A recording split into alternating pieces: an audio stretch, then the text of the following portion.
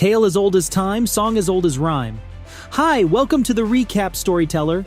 Please watch, enjoy, and subscribe to my channel for more videos. Today, I am going to recap the movie Beauty and the Beast from 2017. The movie begins. In a magnificent kingdom nestled in the heart of France, resided a prince who was notorious for his extravagant lifestyle and self-centered nature. One night, an old woman found her way to the grand castle. With the winter's chill gnawing at her bones, she sought refuge and warmth. In a humble exchange, she offered a delicate rose to the prince, hoping for his kindness. Disgusted by her hideous appearance, the prince couldn't help but mock the old woman.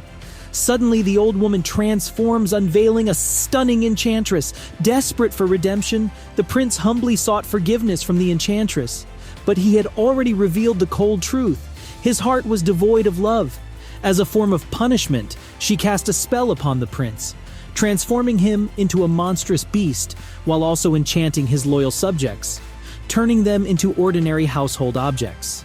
The beast found himself in possession of a magical mirror, which became his only connection to the outside world. Alongside this, he also gets a delicate rose. In order to break the spell, the beast must win the love of another before the final petal gracefully descends. If not, he will be condemned to eternal beastliness. Then, in the village of Villeneuve, we meet a captivating young woman named Belle. The townspeople find her to be quite peculiar, as she doesn't quite blend in with the rest of them. Belle is captivated by the enchanting world of storybooks. Gaston, a charming yet self-absorbed hunter and former war captain, relentlessly pursues her and tries to woo her, but much to his disappointment, she politely declines his offer. When Belle arrives back at her home, she is greeted by her father, Maurice, a skilled craftsman who spends his days creating beautiful music boxes. Belle confides in her father, Maurice, about the villagers' perception of her as peculiar, but Maurice dismisses her concerns.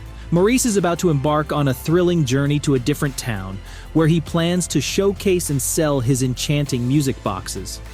As he prepares to leave, Belle lovingly requests Maurice to bring back a beautiful rose, just like he always does. With Philippe at his side, Maurice rides through the woods. Maurice and Philippe are forced to run from a pack of wolves. They enter the grounds of the long-abandoned prince's castle through a gate. Lumiere the candle and Cogsworth the mantle clock both see Maurice as he enters the castle. Maurice enters the cafeteria and takes a seat. He is taken aback when Chip, a young child whose body has been transformed into a teacup, approaches him and starts talking. Maurice bolts out of the castle and mounts his horse to go, but he changes his mind when he rides through the garden and sees a rose. Maurice tries to steal one for Belle, but the beast catches him and labels him a thief. The beast imprisons him. Back in the village, Gaston renews his pursuit of her. Belle deduces his meaning and tells him categorically that they will never get married. After that, suddenly Philippe returns by himself, and Belle immediately senses that something terrible has happened to Maurice. Belle goes looking for Maurice on Philippe's back. She finds the castle and Maurice in the prison. He advises her to turn around. Belle finally encounters the beast. She is taken aback by his imposing stature. According to the beast, Maurice is a crook who deserves to spend the rest of his life in prison. Belle volunteers to take Maurice's place, much to his chagrin. Beast accepts, and he releases Maurice. Despite her initial fear, Belle is delighted when she meets Lumiere and Cogsworth. Prior to their transformation by the curse, Lumiere and Cogsworth served as the castle's footman and major domo, respectively. In addition to Chip and Mrs. Potts, the kitchen stewardess turned Teapot, who is Chip's mother, Plumette, the maid and Lumiere's girlfriend, Madame de Garderobe, an Italian opera singer turned wardrobe, and Maestro Cadenza, Garderobe's husband and head musician turned harpsichord, are all introduced to Belle. In order to get Belle to her room in the East Wing, Lumiere leads her out of the dungeon. Belle gets the notion to use the ribbons to scale the tower after seeing Garderobe dressed in a hideous gown. Gaston is consoling LeFou in a bar after being rejected by Belle.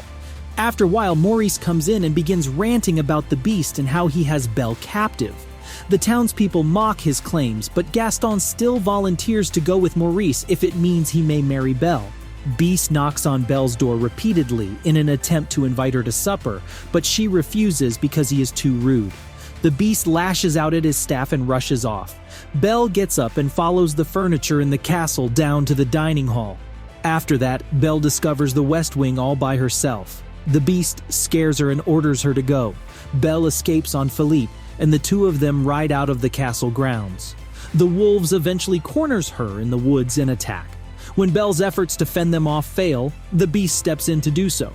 He takes a nasty bite to the back from the alpha wolf, but howls the pack drive away. Then Belle assists the beast as he climbs up on Philippe's back. While Belle attends to the beast's wound, he moans about the pain. An unexpected bond develops between them. She gives him permission to sleep. As Mrs. Potts tells Belle, the beast was not always cruel. They have known the prince his entire life and can attest to the fact that after his mother passed away, his father brought him up to be the man he was before the curse. When Belle inquires about the rose, the inanimate objects tell her that if the prince does not find someone to love and be loved by before the last petal falls, he will be a beast forever. Gaston and LeFou follow Maurice into the woods as they look for the way to the castle. Maurice discovers that Gaston has been aiding him merely to win Belle's hand in marriage. Maurice makes it obvious that he will never consent to Gaston marrying Belle.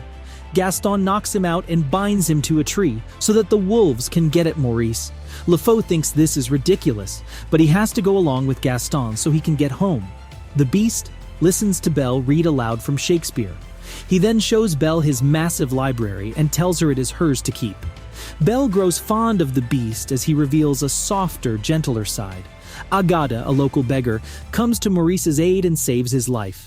Gaston and LeFou have returned to Villeneuve and are dining in the tavern when they come upon an astonished Maurice. To the townspeople, Maurice explains how Gaston abandoned him in the woods. Gaston threatens LeFou into lying when Maurice brings him out as a witness. To Gaston, Maurice is just a raving lunatic, so he has him thrown out. On the other hand, Beast asks Belle to join for a dance. Belle and the Beast dance passionately together. After that, when the Beast asks Belle whether she might be happy there, she responds by asking how anyone can be happy if they are restricted in their freedom. He senses her need for her absent father and provides her with a magical mirror through which she can communicate with him. When Belle witnesses the villagers picking on Maurice, she realizes he's in a bind. The Beast releases Belle so she can aid Maurice. As Belle rides away, the Beast climbs his tower in sadness, but he finally realizes that he loves her. As a result of Belle's departure, the inanimate things of the castle feel sad because now there is no hope left for the curse to revoke. When Maurice refuses to give Gaston permission to marry Belle, Gaston has him confined to a mental institution run by Monsieur Dark. Belle just makes it in time to prevent the carriage from leaving. She displays the mirror to the townsfolk as evidence that the beast is real, shocking everyone. Before the beast can do any more harm, Gaston changes his tune and begins rallying the townspeople to go after him. As Gaston rallies the villagers to attack the castle, Belle and Maurice are trapped in the carriage. The inhabitants of the castle observe the peasants as they travel to the castle. They attempt to keep the door shut, but the people quickly begin to force it open. Cogsworth tries to alert the beast, but the beast is too depressed to care.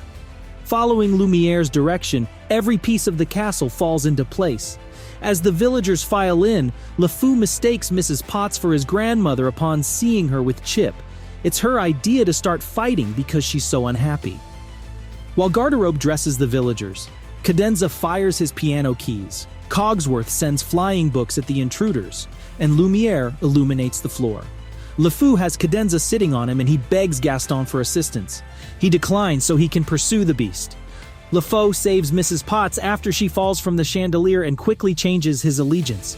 He is told by Mrs. Potts that he is too good for Gaston. Agata, meanwhile, is seen making her way upstairs.